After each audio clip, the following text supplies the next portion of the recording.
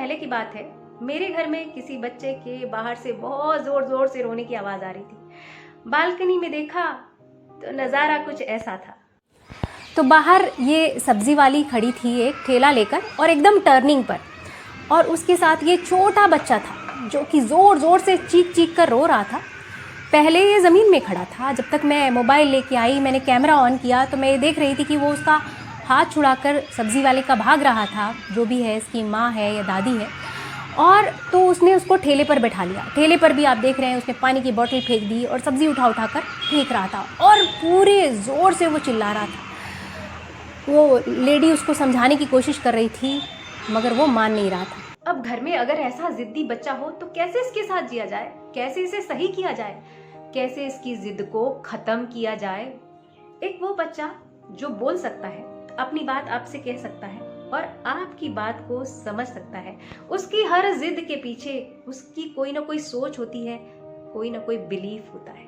हम सभी अपनी सोच के हिसाब से जिदें करते हैं। तो आज के जो मुश्किल हालात हैं उनको देखते हुए इस वीडियो में साफ पता चल रहा है कि इस लेडी ने नया काम शुरू किया है और तभी उसे ज्यादा जानकारी नहीं है। उसने ठेले को टर्निंग पर खड़ा किया है और शायद ये सिचुएशन उस बच्चे के लिए भी नई है जिसे शायद घर में देखने वाला कोई नहीं है और वो भी उस लेडी के साथ बहुत परेशान हो रहा है। उसे कुछ समझ में नहीं आ रहा है, उसे बहुत दिक्कत हो रही है इतनी गर्मी में, इतनी धूप में। अब ऐसी सिचुएशन में क्या किया जा सकता है? उस लेडी को अगले दिन काम पर नहीं निकलना चाहिए, खाना नहीं बनाना चाहिए, 3-4 घंटे खुद भी भूखा रहना चाहिए। बेटे को ये कहना चाहिए कि घर में पानी है, बस तुम पानी पी सकते हो, और अपने बेटे को ये समझाने की कोशिश करनी चाहिए कि बेटा खाना तभी बनेगा जब हम बाहर जाएंगे, सब्जी बेचेंगे और तब पैसा मिलेगा, पैसे से हम सामान खरीदेंगे और फिर तुम्हारे लिए खाना बनाएंगे। मुझे लगता है बेटा उसकी बात जरूर समझेगा, उस नई सिचुएशन को वो जरूर समझेगा और उसका साथ देगा। और शायद धीरे धीरे ये सब्जी वाली भी समझ जाएगी कि ठेला कहाँ खड़ा करना चाहिए। गलतियां हम सबसे होती। पहाड़ी इलाकों में रहने वाली रिनी की 4 साल की बेटी LKG में पढ़ती थी और अक्सर वो घर आती थी तो वो एकदम जमीन पे लौट जाती थी कि भाई मुझे नई कॉपी आज ही चाहिए, आज ही चाहिए। उसकी कॉपी में लास्ट के 3-4 पेजेस बचे होते तब वो ऐसा करती थी। रिनी ने उसे कई बार समझाया कि बेटी घर से मार्केट बहुत दूर है, ऐसे में तुरंत मार्केट जाकर तुम्हारे लिए एक कॉपी नहीं ला सकती, मुझे पहले से बताया करो। लेकिन हर बार वही सिचुएशन, हर बार वही जिद।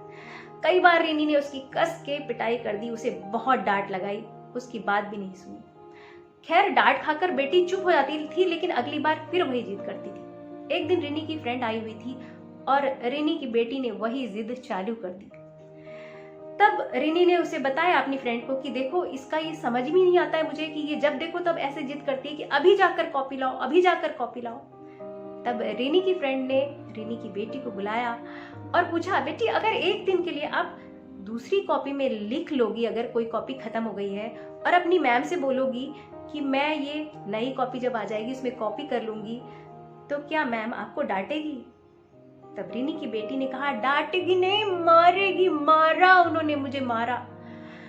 अब रिनी को अपनी बेटी के व्यवहार के पीछे छुपे कारण का पता चल गया। अब रिनी जब भी मार्केट जाती बहुत सारी एक्स्ट्रा कॉपीज ले आती, स्क्वायर वाली, 2 लाइन वाली, 4 लाइन वाली, और हमेशा पहले से तैयार रहती थी। तो हर बच्चे के व्यवहार को अगर हम जज करते हैं कि ये गलत है, ये सही है, तो वो सफल पेरेंटिंग नहीं होती है। जज करना बहुत आसान होता है, जज करके हम रोकें, टोकें, कूटें तो रिजल्ट भी निगेटिव ही निकलेगा।